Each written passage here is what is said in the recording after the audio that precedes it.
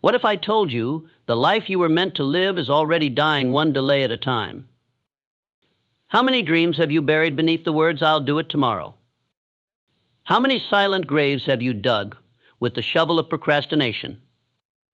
Because listen, procrastination isn't just a bad habit. It is a thief, a silent, smiling executioner. It waits with you, it comforts you, and then it kills your future. Most men do not fail because they were not smart enough. They fail because they never started. The man who waits, he dies waiting. The man who acts, he may stumble, but he shapes the world around him. And you must choose. Will you be the architect of your life or the undertaker of your own ambition? I once said procrastination, the opposite of decision, is a common enemy which practically every man must conquer. Today is that battle. So I ask you, how many years have you already lost? And more importantly, how many more are you willing to lose just because you won't act today? Because time will not beg you to move. It will simply pass and punish. And every moment you delay, another man is building. Another woman is rising. Someone else is taking your place in the world you were meant to lead. So pause, breathe, stare your excuses in the eye, and repeat this to yourself right now. I will not wait. I will rise. Comment below, I choose action. Because in the next few minutes, we will not just talk about procrastination. We will break it. We will bury it. And from its ashes, a new version of you will rise. Are you ready? Then let's begin. You've told yourself, "I'll do it later." You've whispered it so often, it feels like truth now. But let's be honest. You're not lazy, you're afraid. Not just afraid to fail. Afraid to be seen trying and still coming up short. Afraid to start because deep down, a voice whispers, "What if you're not enough?" But hear me now, that voice is not your truth. It is your enemy, and its name is fear. I wrote, fear is nothing more than a state of mind, but it paralyzes more dreams than failure ever will. Fear disguises itself as logic. It wears the mask of preparation. It tells you, wait a little longer, plan more, perfect at first. But what it's really saying is, please don't move. Please don't become who you were meant to be. And so you wait, you polish plans, you rearrange your to-do list. You seek motivation videos like this one, hoping to feel ready. But readiness is a myth. And clarity comes after action, not before. Let me ask you this. How much longer will you allow fear to pretend it's wisdom? The truth? Procrastination is not a lack of time. It's a lack of courage. Courage to fail. Courage to be seen starting from zero. Courage to outgrow your old self. And here's the most dangerous lie of all, I'll wait until I'm more confident. But confidence is a reward, not a requirement. You earn it only by walking through fear, not sitting beside it. Hill said, indecision is the seedling of fear. Decision, on the other hand, is the sword that slays it. So draw your sword, make the decision, even if your hand trembles, even if your voice shakes, because nothing grows in hesitation. You don't need more motivation. You don't need a perfect plan. You need to act. Say this out loud right now, I am not my fear. I choose to move anyway. Comment below, I choose to act in spite of fear. Because in the next few seconds, we won't just speak about fear. We'll look at what it has already stolen from your life, and what it will continue to steal if you do not stop it now.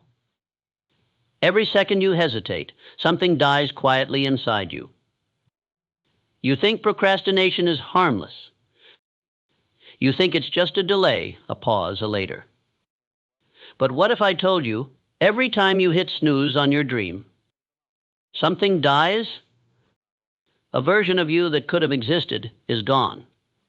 Procrastination does not wait politely.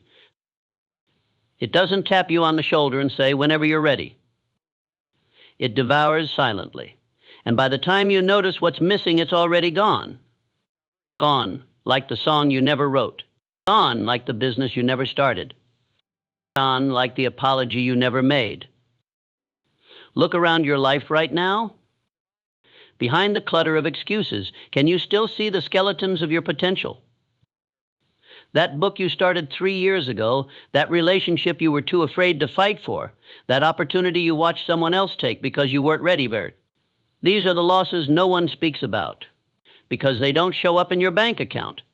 They show up in your spirit, in that quiet ache in your chest, in the regret that whispers to you in the mirror when no one else is watching. I said procrastination is the bad habit of putting off until the day after tomorrow what should have been done the day before yesterday. And still, you wait. But let me ask you a brutal question. If you died tonight, what did procrastination bury with you? What part of your soul never got to breathe? What masterpiece never got painted? What truth was never spoken because you were afraid of how it might sound? You see, procrastination doesn't just steal time, it steals your becoming. It robs you of the life you could have had if only you had the courage to begin. And here's the hardest part to swallow. No one will cry for the life you never lived. No one will mourn the business you never launched, the book you never published, the passion you never pursued. Only you will know. And that's the most painful graveyard of all, the one inside you. So today you must decide. Will you keep feeding your excuses? Or will you bury procrastination before it buries you? Say it. No more delay. No more death by hesitation. Comment below, I refuse to die unfinished. Because now that you've seen what procrastination costs, now I'm going to show you how to build the one thing that destroys it, a burning desire. Not wishful thinking, not a nice to have, but a raging, unstoppable fire that pulls you out of bed and into your destiny. So now you've seen what procrastination steals. Your time, your confidence, your calling. But how do you kill it? How do you rip it out at the root and replace it with fire? The answer is burning desire. Not interest, not curiosity, not it would be nice someday. Burning desire. Napoleon Hill taught that the first step to all riches, all power, all purpose is a definite chief aim backed by a burning desire. Not lukewarm goals scribbled in January, not vague dreams passed down by society, but your mission. The one thing that keeps you awake at night. The thing your soul can't forget. The vision you see so clearly you feel it in your bones. Desire destroys delay. Say it again. Desire destroys delay. You don't procrastinate when your desire is pure. You procrastinate when your dream is still negotiable. If your dream can be postponed, it's not burning enough. So here's what you must do, and don't wait. Don't nod and move on. Do this right now. 1. Write your dream.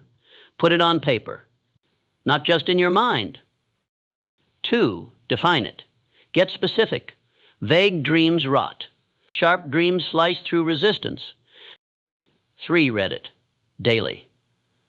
Out loud. First thing in the morning, last thing at night. 4. Feel it. Visualize it. Burn it into your mind. I wrote, any idea, plan, or purpose may be placed in the mind through repetition of thought. Which means every time you repeat your goal, you are engraving it into the subconscious. And when your subconscious is on fire, procrastination dies. There's no more room for it. You don't need a perfect system. You need a burning reason to move. That's why some people rise from rock bottom and others stay there. It's not about talent. It's not about luck. It's about the intensity of desire. So I ask you again, what is the one thing you want so badly that delay feels like death? Name it, claim it, write it, breathe it. Say it out loud right now. Desire destroys delay. Comment below, my desire burns daily. Because when you feed your desire, you wake up different. You walk different. You act when others wait. Now you've written the dream. You've felt the fire. But there's one more enemy standing between you and everything you were born to become. Indecision. That silent killer. That fog of maybe. That invisible web that keeps giants stuck in small places. You've said it before, haven't you? I need to think about it. I'm not sure yet. Maybe later. But hear me now, maybe is where dreams go to die. Napoleon Hill didn't sugarcoat it. He wrote, "Indecision is the seedling of fear, the progenitor of procrastination, the grave of greatness. And decision is the cure. Not just any decision, but firm, fast, unwavering choices, the kind that slam doors on hesitation and set fires under action." Think about it. Every powerful moment in your life began with one decision to apply, one decision to leave, one decision to try again. Decision builds momentum. And momentum is the enemy of procrastination. The faster you decide, the faster you move. The faster you move, the less room fear has to talk. That's why procrastinators wait for the perfect time, while builders decide their way into clarity. Because here's the truth. Clarity does not come before movement. It comes because of it. Some people spend their whole life trying to figure it out. They read the books, watch the videos, make the vision boards, but they never cross the line between planning and deciding. So let me speak directly to your soul right now. What is one thing you already know you should have done, but you've delayed? One move, one action, one conversation. You don't need another sign. You don't need more time. You need to decide right now. Because every second you stay in limbo, your power leaks out like water from a cracked glass. And the world is not waiting for your confidence. It's waiting for your commitment. Say this to yourself right now. I decide fast. I move with power. Comment below, I decide. I act. I conquer. And here's your challenge. Before this day ends, take one bold action towards something you've been putting off. Make the call. Send the message. Sign the paper. Launch the thing. Not tomorrow. Not when I'm ready. Today. Now. Because nothing burns away the fog of hesitation like movement. And in the next few minutes, we're going to talk about the storm that tries to blow out that decision, fear. But we won't run. We're going to meet it face to face. And finally understand why it's never as strong as you think it is. So you've made the decision. But now something else shows up. You know what it is? That chill in your chest. That voice in your head that says, what if I fail? What if I'm not good enough? What if they laugh? That voice has a name. Fear. It has stopped more dreams than failure ever could. But Napoleon Hill made it plain. Fear and faith cannot exist in the same mind at the same time. One will rise. The other will retreat. And you must choose. You can't serve two masters. You can't march toward your purpose with one foot in courage and one foot in cowardice. Faith says, I will try. Fear says, you're not ready. Faith says, go now. Fear says, wait a little longer. And here's the tragedy. Fear sounds reasonable. Fear sounds responsible. Fear wears a tie and speaks with logic. But fear will walk you calmly to your grave. Faith? Faith is the fire.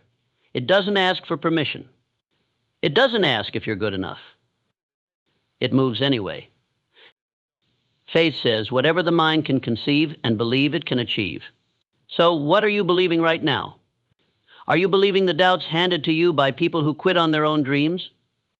Or are you believing in the power planted inside you from birth, a power that demands to be awakened? Let me say this clearly. Faith is not the absence of fear. It's the decision to move anyway. The strongest among us don't feel brave every day. They just make one powerful choice over and over again. To believe in what they can't yet see. Faith is building the house before you've bought the land. It's writing the book before you know how it ends. It's becoming the man before you've seen the result. And faith must be fed daily. Feed it with vision. Feed it with action. Feed it with repetition. Hill said it best. Faith is the starting point of all accumulation of riches. Not talent. Not luck. Not even timing. Faith. So I ask you, what would your life look like if you acted with full faith? What if you believed completely in the dream inside you, even if no one else sees it yet? Say this now. I choose faith over fear. Comment below, faith is my fuel. Because from here we rise. Now you've chosen faith. You've made the decision. You've written the vision. But still, something pulls you backward. You wake up with fire, and by noon you're drowning in noise. You plan the day, but by sunset you've scrolled it all away. Why? Because no matter how much belief you plant inside, if the soil around you is toxic, your dream will die. Hear this truth. You cannot stop procrastinating while surrounded by comfort. Most people try to fix their mind while leaving their environment untouched. But listen, environment always wins.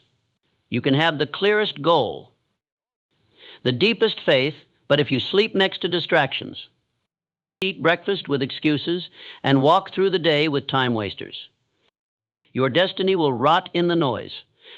Look around you. That cluttered desk, that blaring TV, that phone buzzing every 4 minutes, that friend who mocks ambition, lives for weekends and fears discipline, that is not your tribe.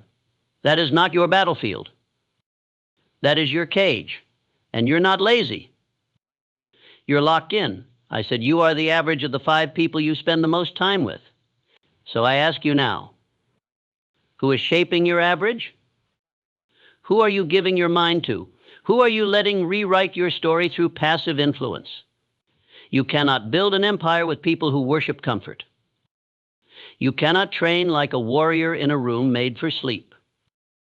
So design your environment for war and for building, for becoming. Wake up early where it's quiet. Turn off every app that doesn't build you. Clean your space like it's sacred ground. And above all, guard your circle. If your friends roll their eyes at your ambition, cut the cord. If your feed makes you numb, not sharp, delete it. If your room feels like a graveyard, not a launch pad, rebuild it. Because a man becomes his surroundings. You don't outthink your environment. You upgrade it.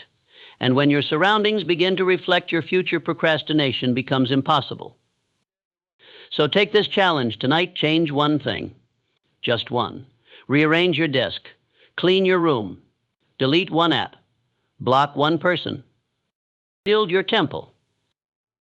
Because the next version of you cannot live in the same habitat as the old you. Say it aloud. My environment is sacred.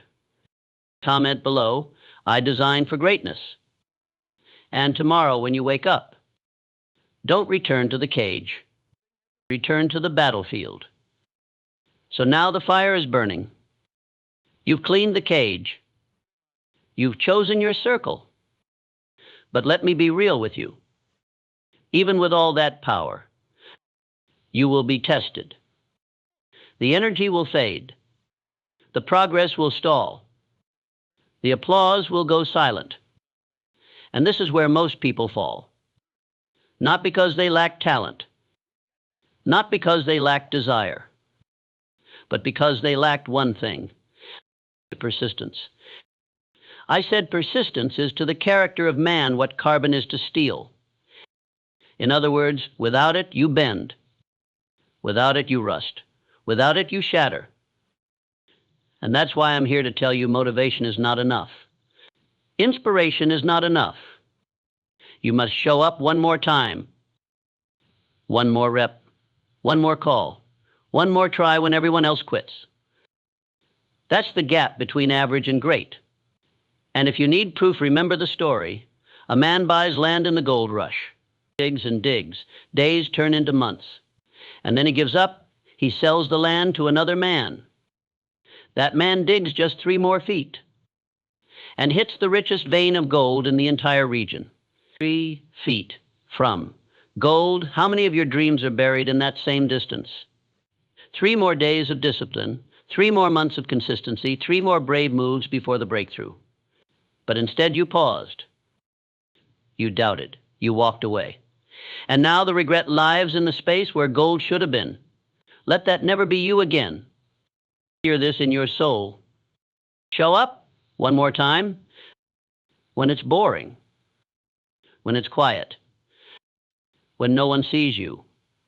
Show up one more time when your progress is invisible, when the results are delayed, when your emotions betray you. Show up one more time, because persistence isn't loud. It's not pretty, but it is undefeated. Hill didn't say the successful were the smartest. He said they were the ones who refused to stop. Victory is always possible for the person who refuses to stop fighting. So here's what I want from you now. Don't count your failures. Count your comebacks. Don't worship motivation. Worship momentum. And never ask, how long will it take? Ask, how far am I willing to go? Say this out loud: I persist. I pursue. I prevail. Comment below: I show up. One more time. Now you've pushed through. You've persisted. But now comes the real transformation. Out of habits. Of identity. Because here's the truth no one wants to face. You can't conquer delay with the same self who created it. The version of you that snoozes the alarm. The version that says, not now. The version that only works when it's easy. He cannot be trusted with your future. That version of you, it must die. And not just once, every single day. This is the daily death. The spiritual execution of the weaker self. The ritual sacrifice of who you were.